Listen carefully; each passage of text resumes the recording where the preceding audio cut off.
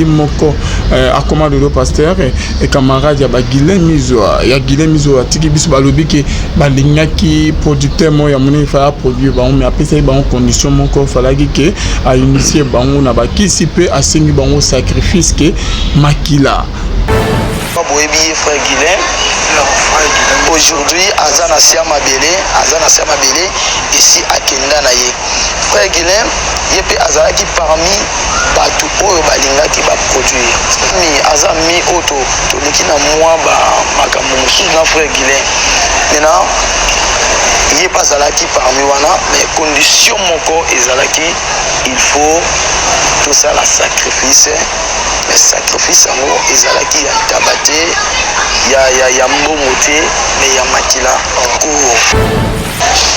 aujourd'hui il y a beaucoup de musiciens chrétiens bayebani na mokili oyo na se nango Satan azo régner na église na ngana non toza batu oyo tozo travailler na maison.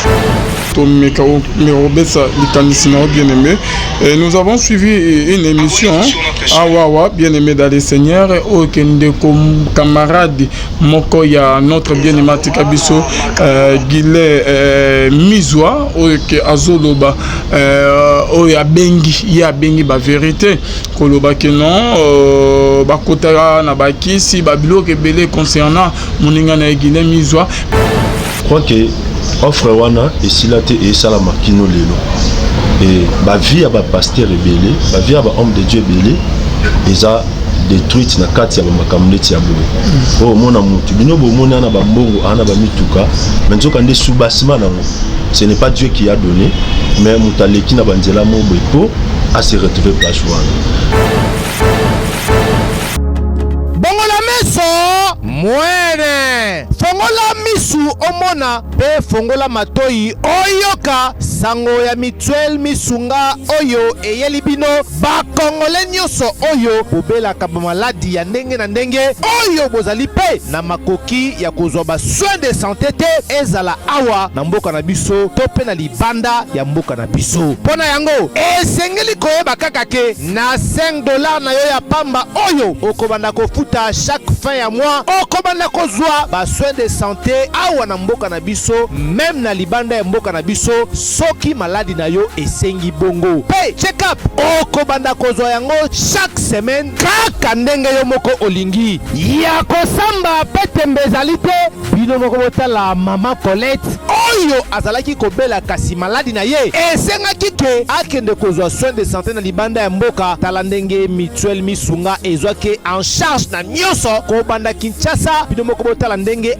azali komata pepo awa na aéroport ya Njili destination bondimela ngai Afrique du Sud mboka ya Mandela précisément na Johannesburg wapi tango akitaki logement na ye ya qualité ezalaki na maboko ya Mutuelle Misunga bino moko botala condition ya kosamba kuta te e bongo check up na ye na Afrique du Sud to pe ba examen na ye evalaki kaka na maboko ya Mutuelle Misunga bino moko botala ndenge babali kosala ye contrôle ya nzoto donc maladi nyonso oyo avalaki kobela ebimaki pe emonanaki Misunga asungi mama azongi nzoto kolongono boyoka bino moko ndenge mama alobi bandeko soki botali na ba image elongi ya malade ndenge nazalaki na lelo esengo vraiment nami monaki vraiment on dirait naza soki wapi ba séjour na ngai banda na yaki ti lelo vendredi nazoyebisa bino très bien bomoni mwa elongi na bongi muke kutu batu babi par rapport ndenge oyaki na lelo changement pena polaire wana so botali ba image na ozala kaka na kitamba na mutu moi écoute vraiment na se maquiller ezate à partir ya lobi na butu ti lelo naza vraiment très bien. Mutualité Misunga mokili mobimba Mutualité Misunga international kaka ndenge bomoni mama Colette ba soins de santé na ye esimbi yo pe ovali kolanda biso soki ovali bana ya mboka soki ndeko na yo abengo na Kinshasa ke azali malade komi tungisama na yo te benga kaka Mutualité Misunga na numero oyo ndeko na yo na Kinshasa atovali na poto ye akozwa ba soins de santé à l'aisement calmement sereinement po Mutualité Misunga ezali wana.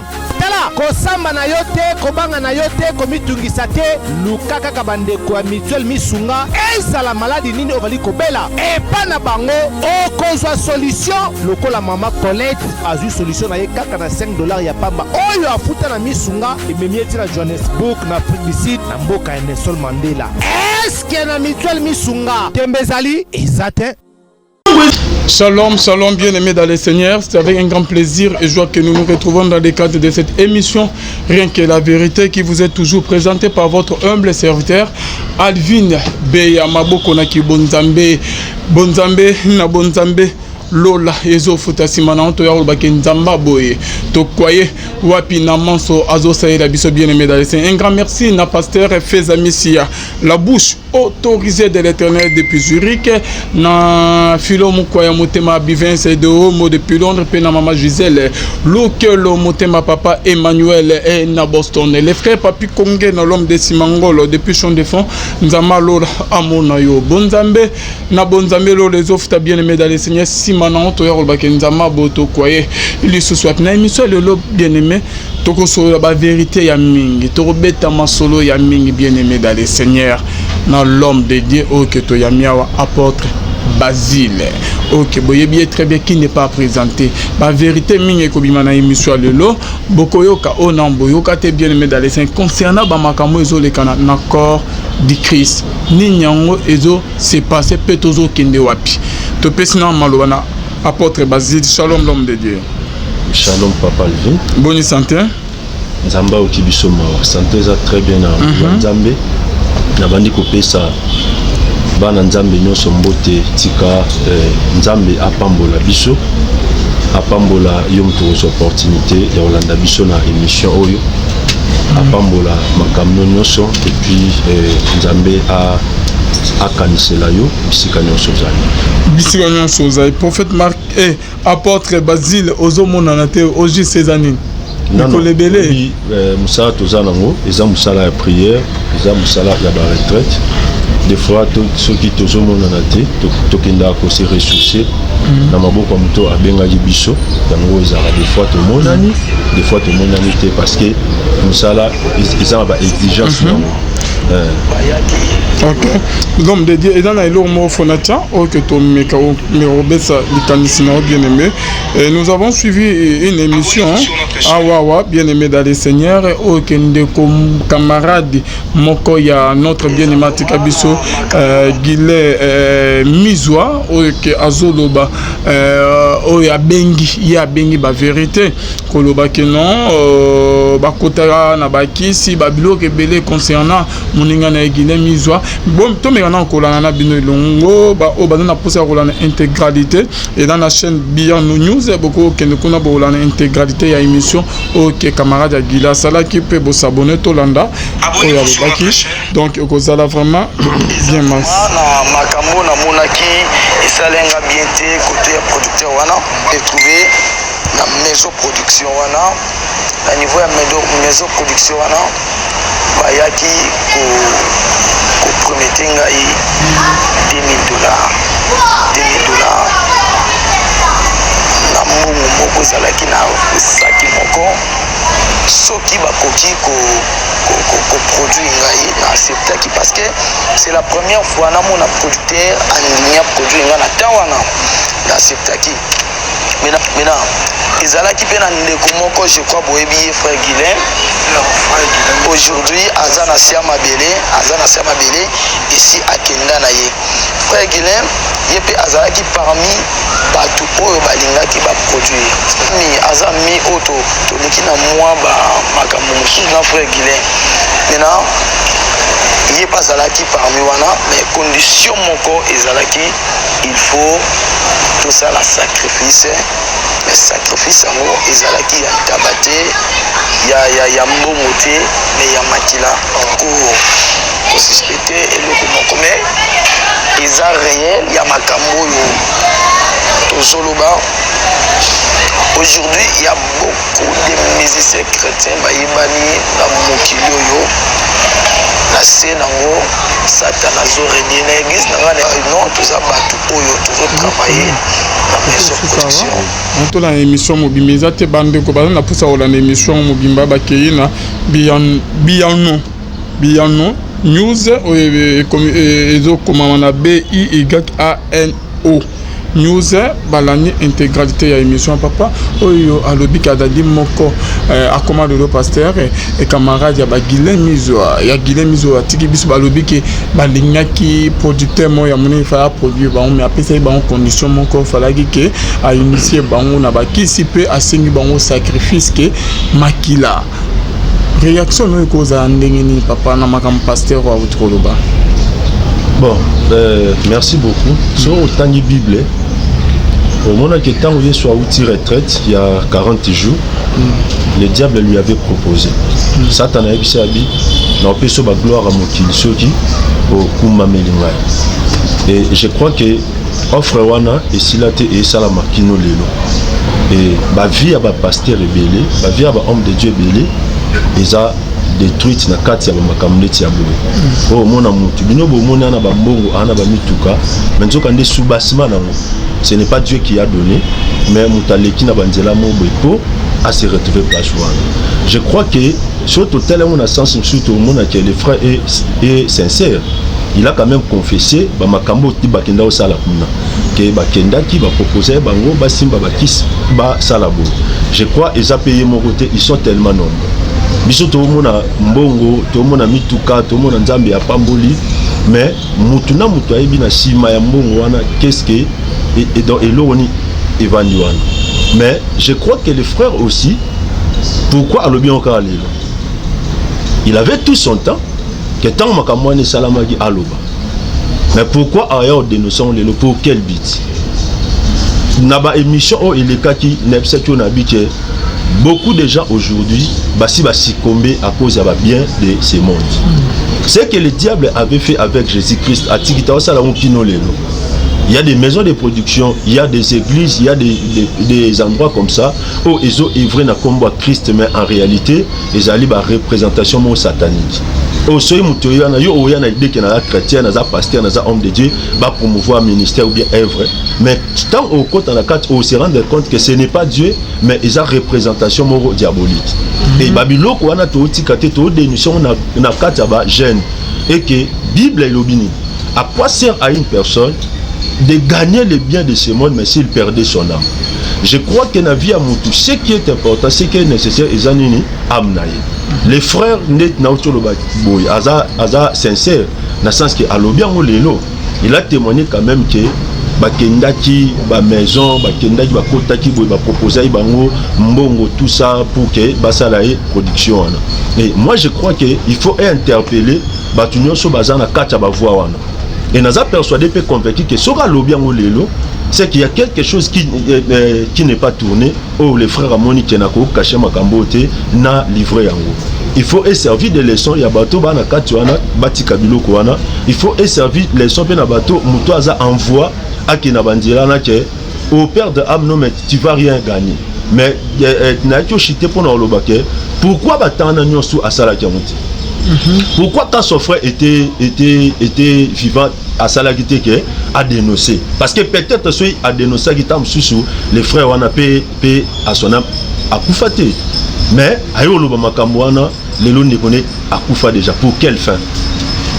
Objectif na étant à lobby on a ezani.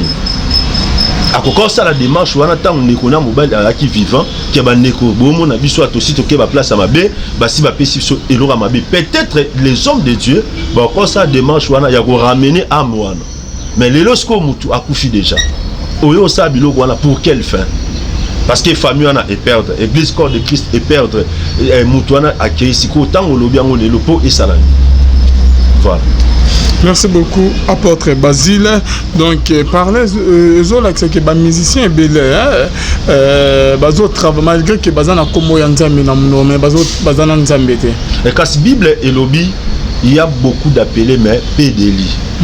Musala nzambe ezana ba catégorie ebele. Ezana ba musuba osela nzambe pour la crise ya Afrique. Au monde pas si ya mboka pas si ya Congo so lelo bakonzi babongisi ba misala babongisi ba mamobelo mona que il y a des gens donc oye ba même pas qui azam oye ba évangéliste o tika lo bango jamais mais il y a aussi ba o ba komi na mamanzambo à cause de formation moko à sa théologie à tant école na musique a commencé à l'anzambo mais il y a aussi des personnes au Bible lobby les solides fondements posés par Dieu restent des il y a aussi des gens que Dieu lui-même a appelés et a mandaté et bah toi n'a peu importe ba combat peu importe ba circonstance ba qui n'a réfléchi jamais so moni mutake facilement réfléchir c'est que tala mutu wana bien c'est que ba origine bi a outele ngwa parce que musala nzambi so muta kotela na sens ya gagne-pain so gagne-pain na esimbité ndesko esala ke mutu aluka a se ressourcer quelque part so muta kotela na sens ya végétarien so végétarien na esimbité ndo mona mutu comme akuluka sko a touché wa pipo a se retrouver place wana mais notre problème est ça que beaucoup de gens que nous voyons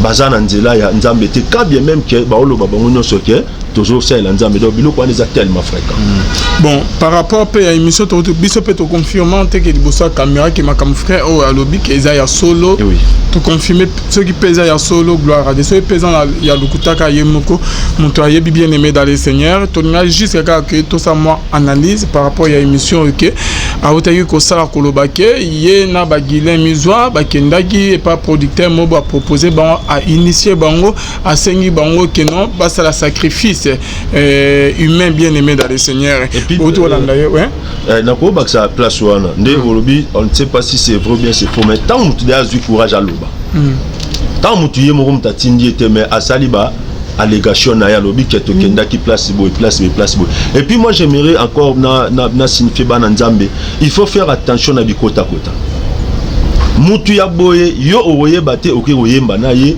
oke osambe la place na ye mais nzoka ne molimo na yo et ko constituer pe sacrifice na ye oui il y a des gens comme ça dans la carte de l'église aboma bandiminer chaque 2 ans botika loye ba jamais boye bate tamsu bo mona frère wana yemba makasi ana ba gaz ebele mais nzoka nde ka ba chantre wana a sale la bon ba sacrifice moko moko na bino botika loye bate bolo abande ko yembela nzambe bien abande ko sambela bien abande ko sa service ne bien azaki protocole azaki modérateur azaki intel mais akufi ne nzoka nde place wa gendo chama kuluana eza alliance mo satanique et salama wana et que na pasteur na kolukana eto moyembi na kolukana ya sacrifier nani akutia na mutana on a epsa bana nzambe il faut faire beaucoup d'attention la Bible dit l'ange des ténèbres se déguise l'ange des ténèbres se déguise en ange de lumière oko kanta mutana azana nzambe menzo kanda ibi eloko ni na tchana simaya Bible wana voilà. OK, l'homme de Dieu toujours dans cadre émission na biso nazo rappeler pe bande quoi l'apôtre Basile azali kaka apôtre te mais azali pe maître avocat concernant les kamo et autres salama mikolo yo to la na émission de on a biso évangile Roger Baka na PC Motesika azali to salaki émission pe na de comme sous collègue na yawa par rapport il y a du solo que Roger Baka ameka qui prophétiser sur la mort des pasteurs Moïse Mbiye l'homme de Dieu tout que aux avocats est-ce que ba propos ya bongo et qui peut rotinda net que pasteur Moïse Mbiye a porté plainte à côté c'est bolo connaît que amérique prophétiser sur liwana ou comment est-ce que ça ni mabe non bon déjà sur le plan des droits droit et traité makambo eza abstrait hein makambo et mon en parce que le droit est basé sur des preuves mais ceux qui va interpeller Roger Baka il dira que Dieu lui a dit moi que Dieu lui a dit l'état a aux en difficulté on a prouvé comment Nzambe asenini a yebisi mais le problème c'est que les concernés à porter la sortie réputation na ye déjà mise en cause par rapport à ba profession ndé a engagé ba poursuite judiciaire mais dans cadre ya évangile on ne peut pas autoriser ou bien encourager un frère y a quoi accuser un autre frère devant les tribunaux humains mais si la personne mais ça dit quoi oui la Bible dit que ça n'inga mabe na ken na la police na ken na commune na ken na mairie na porter plainte na funu ça dit na miso nzambe bon la Bible est encouragée bisoter il y a des choses où ici na interdit na Bible Bible est encouragée bisoter parce que moni exemple net moko ton frère hein ton frère de la famille ba monasko yo na justice hein tu vois ils ont interdité mais au Monique, même na Jijo a traité bino à mon c'est tellement compliqué. Alors, ko funda ndeko na yo parce que muto aske funda mutu, tant on fundi o s'attendre na châtiment. Soit ba kangaé, soit ba emprisonné. Sikoyo conscience Katanam. Ok, papa, au bon, oui, dans le loba, au moni, même dans le droit, il y a un principe qui dit mieux vaut un mauvais arrangement qu'un bon procès. Quand il y a un problème entre frères, il faut qu'on ait arranger en moboy. Parce que le langage est un langage purement juridique. Mais même dans la église au monde, Paul Azoloba même à lobby, est-ce que s'il y a un problème au milieu de vous, est-ce que dans le cas sage qui est traité le Cameroun, au lieu de porter devant la justice au monde, c'est la honte. Tant entre frères, entre bango, je prends au lieu de traiter entre bichos. Parce que l'église est dans la père, l'église est dans la colonne, l'église est dans la responsable. L'église a des gens potentiels au bas côté devant un problème, arranger en mauvais. Et moi, un avocat, tant que pasteur de mon état aussi, n'a pas encouragé un frère à que nous porter plainte à un frère. Mais sauf que n'a pas pensé par rapport à la prophétie. Vous voyez ça? Paul à l'Obibo. Abi, attends prophétiser. Attends ça ba miracle. Sonana a monté. Nyoswana et anamonini pamba. Moi je pense que l'usage de la prophétie, il faut d'abord la charité, l'amour qu'on a envers son frère. Oui, tant on a un message pour mon frère et que je suis animé de l'amour, et ils appellent dans le sens où on a communiqué. Au moment où on a communiqué, professionnel dans le sens où on a ramené dans la raison. On a communiqué message dans le sens que na soka bunga nzela dans le sens que na zong senzela mais souvent ba prophétie à bato mona et ya kami na sens que ezong sa muté que muto a prophétie soko tali langage né au mona c'est comme si souene pende zali que mabe wana azolo ba esa nini e kokisa mande ndo mona mutolo ba avec voracité mutolo ba au sentir un yabu moto na kat donc c'est comme si pona yé makambo aolobana esa la makalelo. Ok, non. L'usage de la prophétie, le mobile de la prophétie, il faut ni bandeli ni l'amour. Donc, quand Dieu me dit quelque chose pour mon frère, il faut tant na oye bisaye ezalelo mo na olo bango par amour. Ezalelo ti na olo bango po ya kwea. Ezalelo ti na olo bango po ya chité. Ezalelo ti na olo bango po ye elo mo sala mama. Ezalelo mo elo ko pousser na pesa mon frère message ezala l'amour. Donc, tellement na lingi on a communiqué message. Ok, l'homme de Dieu et l'homme peut quelque chose mon abang comment n'angana baksa. Est-ce que n'angné ma kamon ezaleli attaque mbeba moko ezali na n'engé que peut-être qu'il a prophétisé liwa à l'obik à quoi na ABC mon aboye donc pasteur Moïse a un droit que à porter plainte à côté de Sandrone Roger Baka na prison sorte que Baka no sambanae. Bon, les droits il en a. Parce que le droit est fonctionnant, on a intérêt, non? Il n'y a pas d'action, pas d'intérêt. Au cas où il y a fundaï, mais ce qui n'est pas fundaï, pour n'habiter, pour quel intérêt? Comme on a tout moment, banda comme Moïse, peut-être que Atik Avani mais azo continuer par rapport à la musique, par rapport à Bandé Mounaye, nous sommes bimakama, peut-être que cela qui a procédé à Wana, donc Roger Akotika Koloba comme Moïse, pas ma pamba. Bon, moi je pense qu'il faut battre ça la différence entre valeur.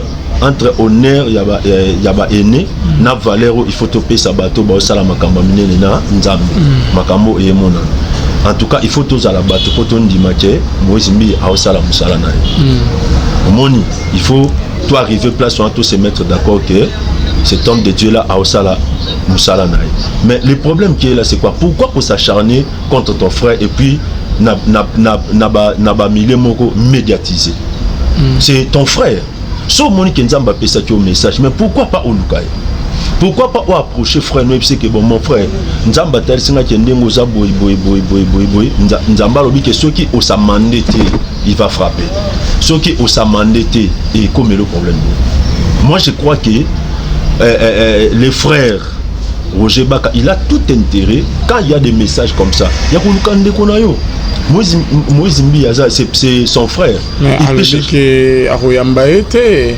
non, mais est-ce que ce n'est pas Ayambiote? Est-ce qu'il y a l'occasion au bando dilapider ou bien au bando diffamer? Non, ce n'est pas ça la raison. La diffamation. Mais quand vous commencez à chanter quelqu'un, ok, à Oyembi, à Zaboye, à Osala AVC, à Okoya Naba crise, à Ozong Saboye, à Okendebe, mais pour quelle fin? C'est ton frère, son Monique, il est dans les faux ou bien à dérailler.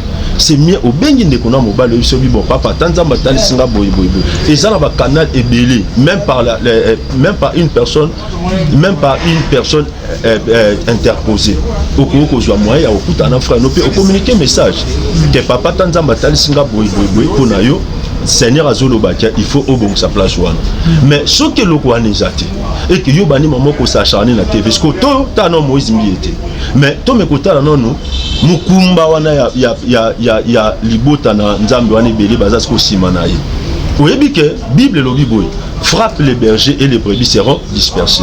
Oui, à chaque fois qu'on frappe un homme de Dieu, il faut qu'on tienne compte à bateau banasimam kongonaye et que tant tu frappé monter mais tu frappé libota na nzambe o nzamba cha tout na biso et il faut makambo lo bana ezala vrai. Et bon ceux ça makambo uta na ba haine uta na ba sentiment uta na makambo belé. Moi je pense que les frères Roger Baka a tout intérêt il y a pour arranger ma cam sur ce moyen zali à ça la démarche non c'est possible.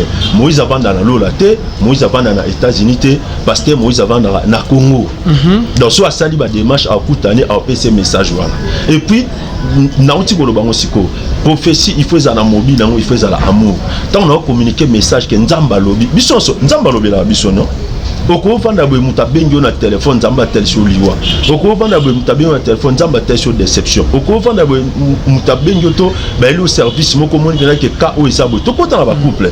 Oko na ba couple msu nzamba tel sur que couple na pour ma infidélité. Mais ce qu'il faut que non communiquer message wana ndeli. Popé et friser tes dons et déranger pe opinion té. Il y a toute une manière de communiquer message pour que tu gagnes pe battoir. Et puis supposons que le pasteur Moïse est dans les faux. Supposons. Est-ce qu'il y a une manière à vendre et quoi ça? Non. Est-ce qu'il y a une manière à vendre et quoi c'est que au contraire, tant que sens c'est comme si on a entêté. Mais parce que c'est son frère. Et ça, la manière à que mon frère, Dieu m'a révélé tel, et que par rapport à ça, il faut oser à la Katanzela. Merci beaucoup, apôtre Basile. Ton côté, il y a le lot sur la délivrance? Oui, sur la délivrance, on a sujet, Moussala Nzambe a pesa biso. Nenga qui t'a exploité tout ça la continuité à sujet na biso. Au lieu de délivrance, c'est apôtre Basile.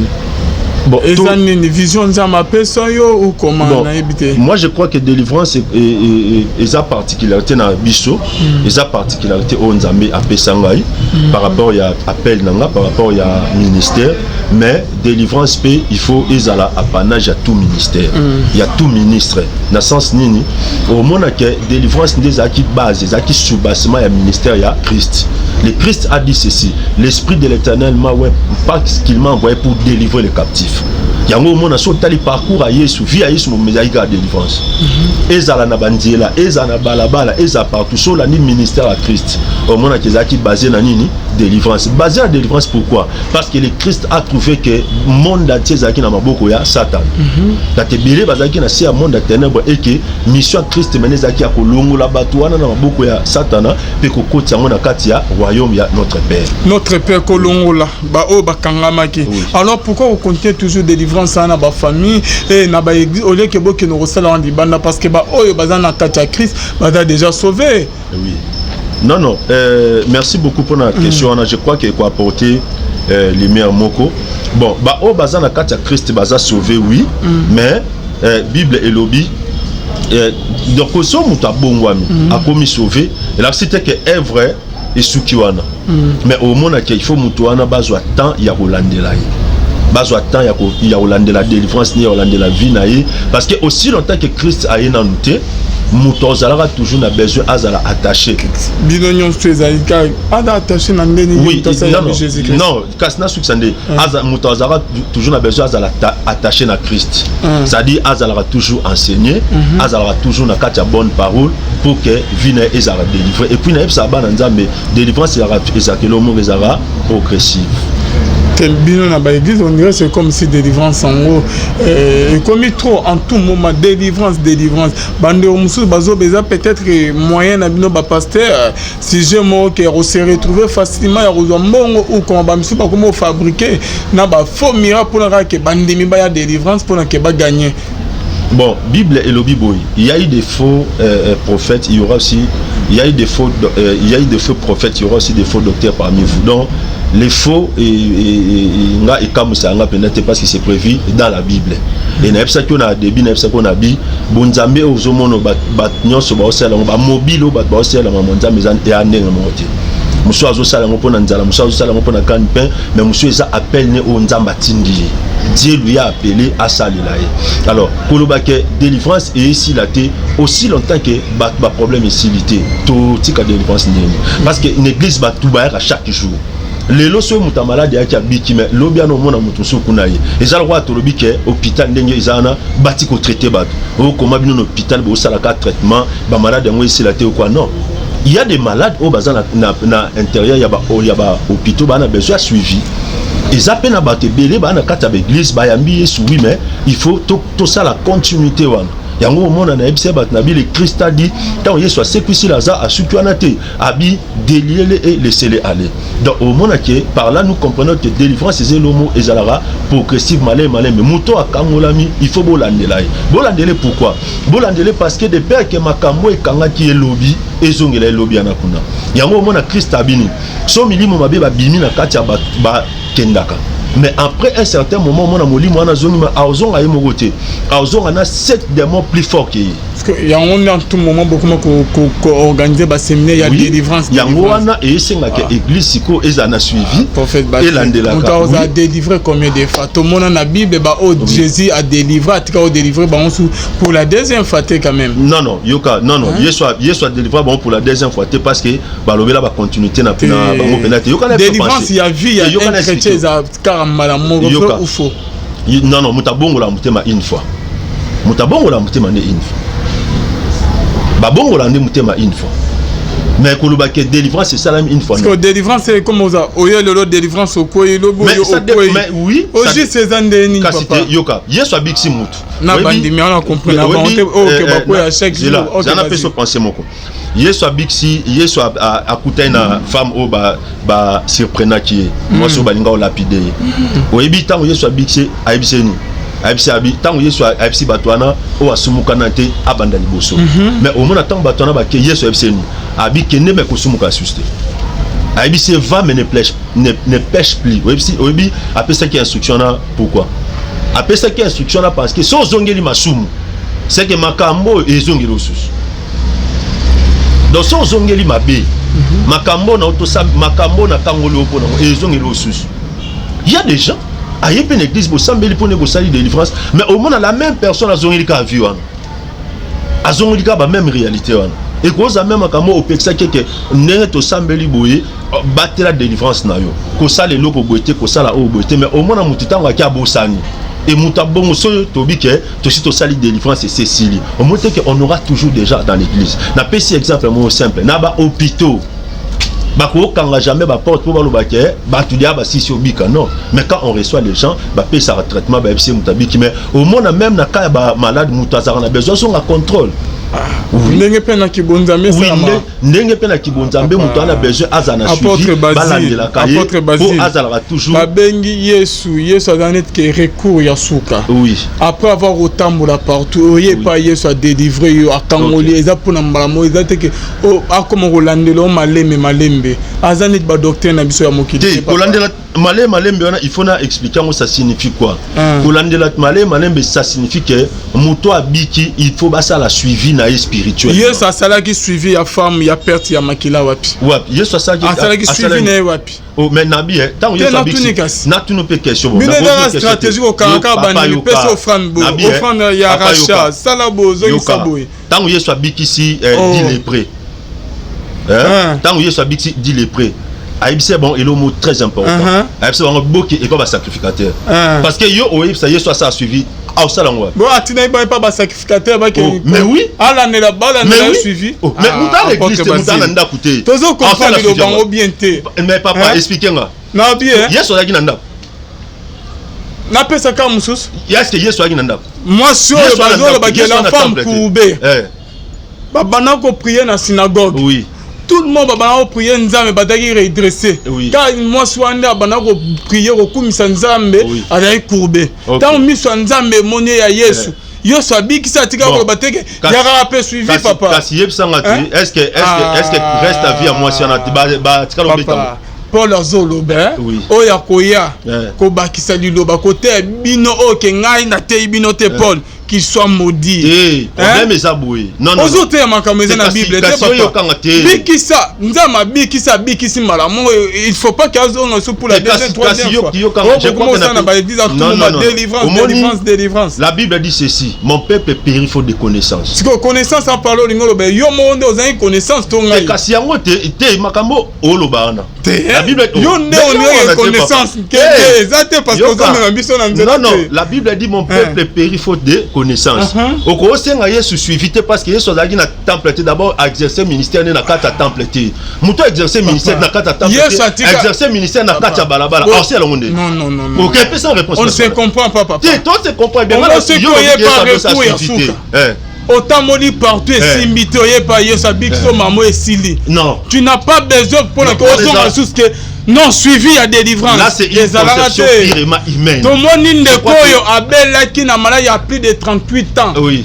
Hein na piscine. Yesu ya bikisi mamo batika ko lobela biso te abana ko ya suivi pas Yesu. Ba ko lobela ngote parce que Yesu exercer ministère na balabala. Il exercer bino bozo ko bakisa na Bible loko e komama te. Non, yoka papa. Yoka. Toko bando gang nangiza ya bana nzambo bazola na se photo communiquer ba oli. Mais quand ko expliquer biso ne ko basi. Yosko yo pesa ngata. Hein? Tu ne peux pas dire okoye bisabatuté que mutoye pa Yesu mbamo bikina peso exemple mo simple. Et ça quoi oyebisi mutoke na hôpital ba sala opération kende kotika lozonga te. Okopé cet exemple à Christ parce que Christ a sali ministère na temple te. Je l'ai déjà reçu. Quand il exerçait non papa. Non hein? Nabi omoni na lobailo moko ba discutara na ba fêter. Ba fait ba so na nguti. Okobo ya likambo wana mais ele kana vie na. Ok bon. On a dans Jésus là ni ele kana vie. Non, parce que exemple moko. Pourquoi Bible ben assemblée au moins que aux appels réponse té. Papa Basile. Pourquoi Bible le que nous assemblée? OK, Bible dit bien que selon conception non. Que là na si ça. C'est pas non mingi. Na si ça. Mais le long niveau comme décevoir. Jamais impossible. Yonde OK na nzela ngala na taliso. Pourquoi Bible dit que ne vous inquiétez de rien, mais en toute chose, faites connaître vos besoins à Dieu par des prières et des supplications. Et la Bible ajoute même, fait à tout temps par l'Esprit toutes sortes de prières. On ne peut pas concevoir, au cause de l'idée que le quoi ça ne se passe pas. Si on doit prendre soin de lui. Qui prend soin de l'autre? L'homme de Dieu. Non, l'homme de Dieu. Lien familial, aux chrétiens, au priateur, midi, au lien famille, lien comme au Congo, il y a famille, au Jésus-Christ, au l'extérieur, délivrance. Yokate, obi, yemo Christ. Si on a bien une question, mon gars, Christ avant d'avoir. Papa.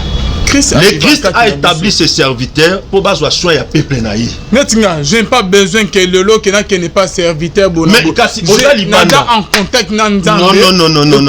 Tu es donc dans l'église, ma père spirituel Bazali, tu as prié dans l'église. Tant que je suis délivré, mais Christ a alobé assez la kangai. Parce qu'en tout moment que papa tout passe prier les ngai, au délivrer ngai le lot, lobby non dans zongi. Au délivrer dans les sous. Non. Mais tu sais, moi, bon, l'église, il y a quoi il y a dans l'église chaque jour. Donc, il y a un ça la bagé. Non. je crois que mon problème est plus libotana nzambe. Expliquez monsieur les délivrances bien. Là si ça va passer pas mossa na nzambe ya solo. Aux délivrance tikotaki. Exact que non comment procédure non yaka lelo yaka papa to tika komona pas ba Paul ba Pierre te na lobby bon yoka otika lo mona ngote to bina ngo prier nzamba on bien te yoka kasité et bongo tangu na prophète on a Élisée a fait na ami boaka na mai cette fois les amis accueillir ami boaki cette fois et puis sini mais c'est atika on a processus il y a délivrance te mais et bosco cette fois on les amis cette fois les années au moni yo ne processus cette fois lolo oye délivré otika obeta lisolo jamais na kata bible ba beta que général wana zonga c'est pas Élisée pour la deuxième fois que une semaine après ah fou comme on a prié le sou keno so miboaka on est délivré combien de fois Nabi est-ce qu'on peut ça en réponse un homme doit être délivré lisolo général wana batika lo beta ngso batika lo beta ngota miracle mais c'est ça justement to ko concevoir te makambo bible continuer parce que non parce que vie na bango non dit que délivrance est à totalité la délivrance elle est toujours totale alors pourquoi quand les lois négocier quoi na église lobby na on y du sous depuis au comment reprier les négocier moi sona likamuna yo kaka si libala miom ebimate et pas le Christ c'est ça bongo te pendant 1 mois 2 mois 3 mois délivrance en yandeni papa yango ce qu'on a ngana apporter yo lumière parce que monde to pesa na biso Roger Barake ba pasteur ya so ba na moko te la Bible dit ceci to pesa raison yoka la Bible dit ceci bossa l'attention à maloba nzambe parce que les personnes moins enfermées tordent l'essence au cause de ma commune nzambe au tordre sens nango kantique on a raison de tu es dans les faux oui non tordre sens non papa est-ce que question pena au groupe pena tunanga nabi yoka na sika pesa ngata tenter nando pesa autant papa mais dire à quelqu'un au kokolo bateke nde na nzambe na sola na nzambe sili non ça ne se passe pas comme ça la Bible dit je vous envoie moto ayo kibino ayo kingasko yebsanga tina ba pasteur ou bien tina ya ba porte ezani parce que le Christ lui-même a dit ngana ke maintenant tindi bino ko so yosko lobi ki ngana na sambela déjà ngana nzambe na ngai ko ki tu es dans les faux c'est comme si tu dis à Dieu que l'homme de Dieu c'est entre nous les bonsoir caméra parmi les disciples il y a Jésus baso Jésus bana otamo na bango ba oya bikisa bango bazala délivré ndekoni na za na problème n'entourage à Jésus OK Jésus est en tout moment aya tchelo le boro délivrance peso offrande ya racha délivrance peso offrande à boy. Bon, au moni nako yebiso boy. Danger dans les applis, au moni quand tu dis comme ça, les personnes moins enfermées va quand on a raison. OK, tu es totalement à côté. Moi j'aimerais savoir pensée biblique on pourquoi ne peut pas réfléchir. Pourquoi miracle et aux alambalamon côté pas basé. Non, quand tu dis que miracle et alambalamon c'est faux. Ndekaye na miyom oui biki semba mo rien et comme maman photo ko ba prière yakabo pesa na mbozongi saboy OK pas prophète je don bekanga avant na biki ça na c'est Christ te wa mutu na ngai tozo ça na biso baji avant na biki ça pesa monta boy papa na ngai non moi je connais très bien les prophètes Gédéon non il y a ça là bon hasard vraiment la carte c'est vraiment un homme de Dieu je vais pas ajouter une question oui Naza pourquoi votre délivrance est conditionnée question merci beaucoup bon répondre autour de très bien pourquoi délivrance est conditionnée au monitant autour de la question il faut oser appeler ma réponse moko claire dans la Bible il y a aucune délivrance qui est conditionnée la Bible dit vous avez reçu gratuitement non sans information pesanga ce qui information est ali pesanga parce que c'est que moi je sais net que moi ça na nzambe moko na temps comme na uta ko longola na site na ngala va céleste parce que maman mo abota raté problème ya robot à $5,500 maman tineli mbongo pe ayamasu maman wana téléphone ba monsieur $500 papa mais quand on ko expliquer biso to na ba exemple belé papa Alvin na benga kinde comment pour que ba séance à prière azo ba ke na tineli mbongo méga té bas na bien bas même nga oyo même nga na jiba lumière combien de fois même nga té na lobby mais c'est ça justement tineli mbongo méga na bien Nabi, non, Yokana, mon problème est d'abord. Yo, est-ce que n'a pas sa réponse? Ah non. Ah, tout le monde a nion surtout Nambola Nabiso. Ah, voilà, très chers fidèles téléspectateurs, réponse na tikalo pesate. Na tikalo réponse. Le bagas. Bon, Bible lobi boy. Ba koyeba nzete na mbuma nango. La Bible dit ba koyeba nzete na mbuma. Tant de yo bengi mutu. Mutu ana ebiso abi pona banda nos prières. Pesanga mbuma. Mais comprenez directement. Parce que les dons de Dieu, on ne peut pas marchander sur ça. Na kokite, ça ne se fait jamais. Je crois que batunyo so ngala mi na téléphone. On ne peut pas mutu bengi yo ese maman pona banda nos prières sans. Na yambi batwana papa ngala mbabatane belé.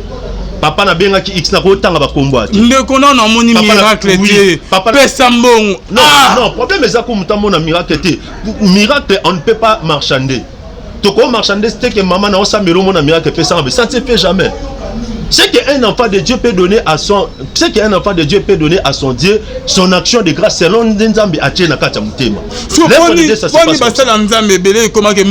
Mais il faut comprendre ils sont dans le faux. Mais il faut comprendre qu'ils sont dans le faux. Neni yo neni muta bengi yo. Oza même pas na souci à muto na mozaka na besoin de prier. Non, ça ne se fait pas comme ça.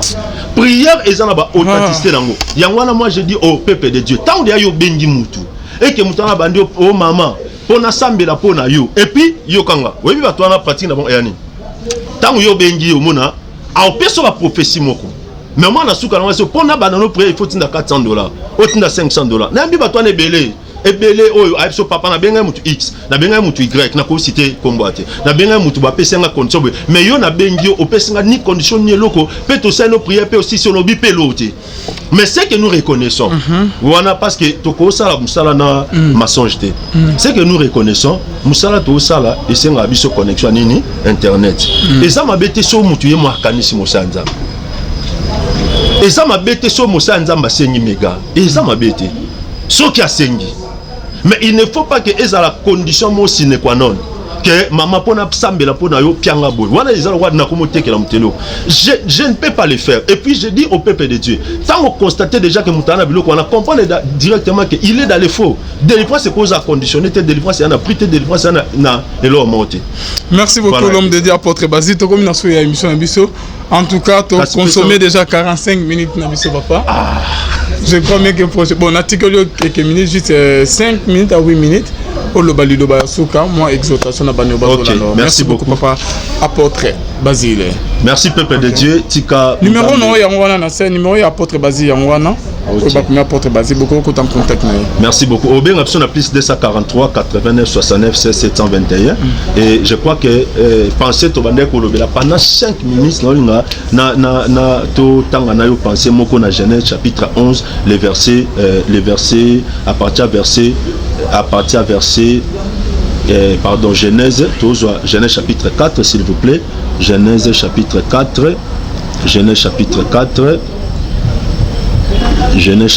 4 toujours dans la pensée mon quoi vous allez m'excuser.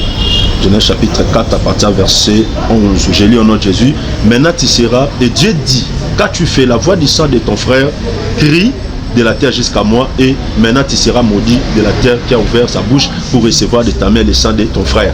Quand tu cultiveras le sol, il ne te donnera plus sa richesse. Tu seras errant et vagabond sur la terre. Nazo parler penser moko sur vaincre la malédiction. Mon frère, ma soeur, la malédiction existe. Et ça là te belé des fois vous comprenez qu'est-ce qui arrive dans votre vie. Des fois vous comprenez aux mais et sur l'andi au monde beaucoup de gens, beaucoup de personnes basant en prise à malédiction. On a une minute mingité. Maintenant on peut se penser. Au monde Nzambe a quelque maudit Kayen. Nzamba maudit Kayen abseni. Absi Kayen habite sera errant et vagabond sur la terre. So au tali vino bien. So constater na vie na yo. Aux ana errance. Tant to la errance tout le monde ni tout le monde instabilité. Tala na domaine na musala. Tala même na domaine ya mariage. Même dans le domaine il y a sentiment. Ou remarquer que aux en a place au télématé. T'as même dans le domaine de la finance. Ou y batté aux en a stabilité au définir en bien. T'as même dans le domaine de domicile. Les lois qui en France, le bien en Belgique, le bien en Mokaboy. Au ça la constat au monde que au kokapenda que ça soit et so au landel makamwana bien et cause appel malédiction et en asima makamwana. Mon frère, n'a message au nana besoin nzamba bimission na réalité ana nana besoin nzamba bimission na kati neona nana besoin nzamba bimission na kati loko wana nana besoin nzambe a communiquer via sika oko bima na sia loko wana tala penda vino bien au remarquer tant dans domaine de relation, tant dans domaine amour, tant dans domaine musala, tant dans domaine de finance. Au remarquer na vino au monde que aux appels posés, au sala musala mais au se situé, au sala musala mais au eba penate na misimbe la watu, au sala musala mais au eba te au s'asseoir ndeni et nzamba modi kaya alobi tisera errant. Yango mona batebele na vie na bango ba ko kapenda ko s'asseoir bien te au tala au simba mon au sala no pe mambebele mais au eba te na au simbe la place ni. Wana mbongo mais au stabiliser même mariage te même choix au sala mo penate au constater le mot au bunda les logi au tiki lobby au simba na kono tiki lobby au bouger au tiki, c'est ce qu'on appelle la malédiction. Et nzamba za capable akangolo malédiction est cause à prononcer na famille, malédiction est cause à prononcer na ba relation, malédiction est cause à prononcer et malédiction est cause à prononcer na kati ya batimo ko songolo, malédiction cause à prononcer pena likamo sala, malédiction cause à prononcer pena nzela mo kota tamso kenda place mo tamso fréquentant mo to appena ba malédiction par alliance, malédiction monsieur écoute na vino remarquer vino bien au moment que après avoir koyeba mutu ana vino za subongote.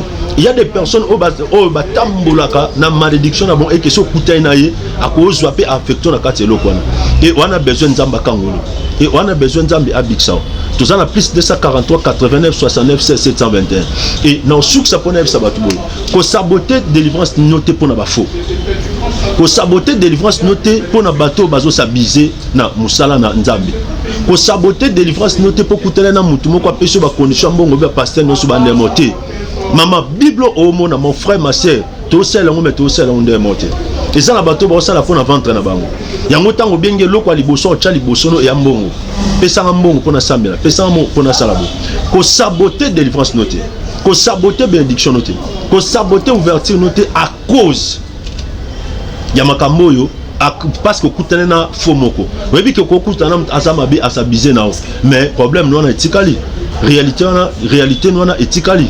Donc mon complication à santé na etikali nzamba ko kangola vino nzamba ko kangola sa malédiction na o ba papa baloba o ba parent baloba nzamba ko kangola malédiction na o chef no mo musala prononcer contre yo nzamba ko longola malédiction na oyo muto bo sala kana ye wana aloba likono nzamba ko kangola malédiction oyo muto o defa biloko na ita muso akufa ta muso azarate muto na a prononcer makam to na plus 243 89 69 721. Je crois que nanzela matea o tika nzamba asunga yo tika nzamba kangola vino nzamba fungwelo makam et to komi na période moko nazo se répéter ba discuter na ba fête webi okobo ya likam mais ba effet nango obo ya ndeni okolo ba kenga na modité mais tala makambo okuta nango ozaka na mbongo le mbongo eza susté aussi mbongo mais osa na ngwelo te tala vino bien omona ke tango bala eno tete mbabote zaki mais lelo oboti e ya susté olongola bazemi tala vino bien omona ke banzelo kenda okuta wana lelo osi retwe ozatane lo monte ba discuter na ba fête okobo ya likamwe bando tala ba effet ni okoma na vino ba makamni obika na kati ya vino nde oya osala constat ke wana besoin ba prier pour na yo wana besoin ba sala service à prière pour que nzamba longo na kati ya réalité wana besoin ba sala service à prière pour que nzamba longo na kati ya dimension na obondela nzambe partout place oza réalité malédiction et utana botata na bo mama et utana musala nzambe akangola vino. Je crois que ozwa taille obenga biso et nous allons prier pour toi. La Bible dit le Christ s'est fait malédiction pour que nous soyons bénédiction. Tam sous relation monde pour nous malédiction. Et puis nanina chité pour ça batuke malédiction ko porter puis likola biloko. C'est-à-dire bako bebi ça peut misala mutu. Yango mona ozo travailler, ozo bunda, ozo sala mais rien ne marche. Mona ozo travailler, ozo lukama et simbate. Et nzambe ya Bible aza capable. Nzambe ya Bible aza capable à restaurer bano. Restaurer musala no. À restaurer ma activité no. À restaurer ma kambo sala. Alongono na kata ba condition, alongono na kata ba situation, alongono na kata ba trouble wana. Ngolo nzambe za likono mtozui ozui opportunité pour Orlando biso. Malédiction malédiction peut affecter pe santé à mutu. Yango remarquer ba diagnostiquer partout mais au moins que résultat malongé zate. Ba diagnostiquer ba talio ba sali ba examen non possible résultat malongé zate. Et ça na ba maladie mususu pe et bi manasia ba malédiction. Et ça na ba maladie mususu pe et bi manasia ba condamnation. Et ça na ba maladie mususu pe ya kana sia ba mauvais sort. Na ebité na vino na la kela mabe. Nana prononcer malobo e commencer la kobika makambo wana ngolio. nana prononcer makambo et ça la que obika ba réalité wana ngolelo. Je crois que so yo ki matea o c'est que nzamba linga longo likambo wana. C'est que nzamba linga longo na kacha famille. C'est que nzamba linga longo na kacha vina. Boko toko bota ma famille moko mais to obligé de vivre ka réalité moko. To vivre toza obligé de vivre ka condition moko. Toza obligé de vivre ka na kacha ba réalité moko. Nzambe ya lola wa permettre o kama kambo et komita kangola. Et komita bixao. Et komita fungola. Et komita asa la faveur mona kacha vino. Tika nzamba pambolo. Na ina sambela skopo na mutu nyonso. Akozali baku ya kolanda biso. Na obondela nzambe na kombo na Yesu. Partout place aux nzamba kangolo. Dieu d'Abraham déjà que d'Israël. Muto aza malade abika. Muto aza un problème aza solution. Muto aza maudit. Tika na nzela ya vidéo aza béni. Muto nyonso aza lié aza délivré au nom de Jésus-Christ de Nazareth Robi. Amen. Tika nzambe apambola biso, apambola batnos ba soutenir biso, apambola pe ndekolanga papa Alvin. Je crois que des fois ezanga ba sujet monsieur ezanga pertinent et que senga et que ndeboye na lingi bino mingi tika nzambe na bomo apambola biso tokutani prochainement. Au revoir. Le temps passe et ne s'arrête jamais. Alors réveille-toi mon ami. Et tout ce qui nous quitte chaque jour, laisse que cela nous serve de leçon. Car à chacun son jour, à chacun son tour. Peut-être demain sera ton tour. Alors réveille-toi et prépare ton âme. Car un jour. Oh, oh, oh, hey. Oh, oh, oh, oh. Hey. Le temps passe, le jour s'envole, s'en va si vite sans laisser de traces. Hey. Comment faire pour l'arrêter, car il nous amène vers le jour de départ. Yeah. Tout s'effort avant nous, on peut l'arrêter. Il s'en va sans arrêt, sans pitié, ni nous laisse le temps de faire nos bagages, et de tout mener. Le temps passe, le jour s'envole, s'en va si vite sans laisser de traces. Comment faire pour l'arrêter, car il nous amène vers le jour de repas. Tout c'est fort avant nous, n'ont pu l'arrêter. Il s'en va sans arrêt, sans pitié, ni nous laisse le temps de faire nos bagages et de tout amener. Il s'en va seul sans nous. Faut me perdre tout plutôt que de perdre son âme, à quoi bon tout gagner, ben sera que vanité. À quoi bon tout gagner, perdre son âme si l'on est censé de tout laisser. Moninga, verser le sang de l'autre, demain sera le tour, tu seras seul comme dans un miroir. À quoi bon tout gagner, perdre son âme si l'on est censé de tout laisser. Moninga, verser le sang de l'autre, demain sera le tour, tu seras seul comme dans un miroir. Où tu rendras compte devant le Seigneur toute ta vie sur terre. Après avoir tout gagné, l'on s'en va seul, sans rien amener. Faut me perdre tout plutôt que de perdre son âme. À quoi bon tout gagner, demain sera que vanité. Faut me perdre tout plutôt que de perdre son âme. Perdre son âme. À quoi bon tout gagner, demain sera que vanité. Moninga, tala tangwe koleka moninga, tala bato bako kende. Kosala lolendo na mokili okanisi mokili yango yayo, tala bato bakoleka. Tango ekomema ngai, tango ekomema, tango ekotika moto te. Bakulutu bayakala basi bakende, moninga tala tango ekomema. Papi Charles Mombaya si akenda kala, otango eza komema.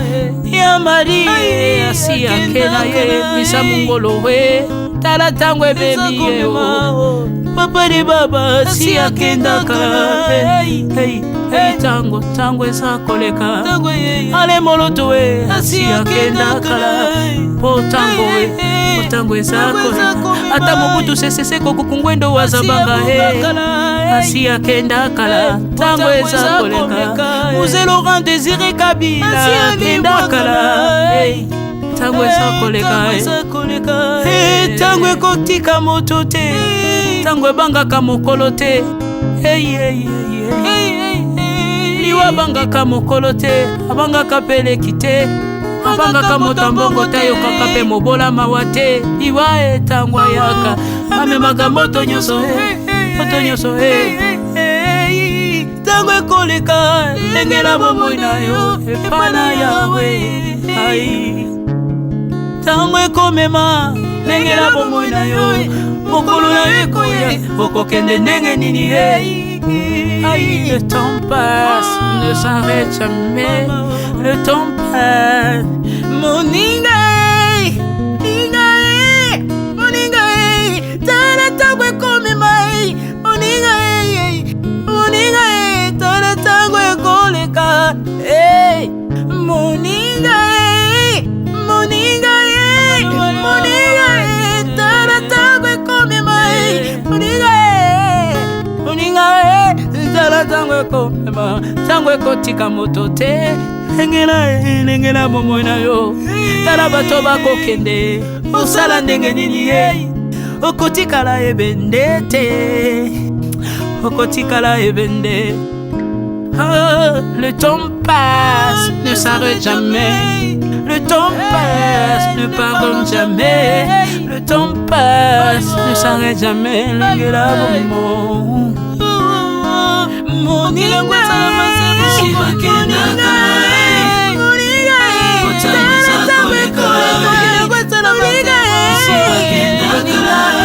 tala tango ekoleka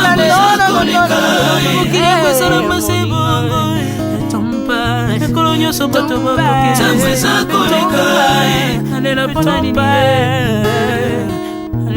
nalela mpona nini tango eza koleka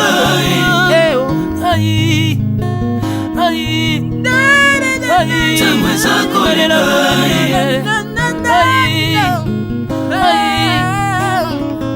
tango eza koleka le temps passe Alvin et Béa tala tango ekoleka nabongisa bomonanga mpona nini bato bakokende biloko nyonso ekoleka nalelalela ntina nini natangisa makila na boma bato mpona nini soki nyonso ekoleka un jour nabanga kufa mpona nini soki naza putulu ya pamba mokolo ezali na koleka le temps passe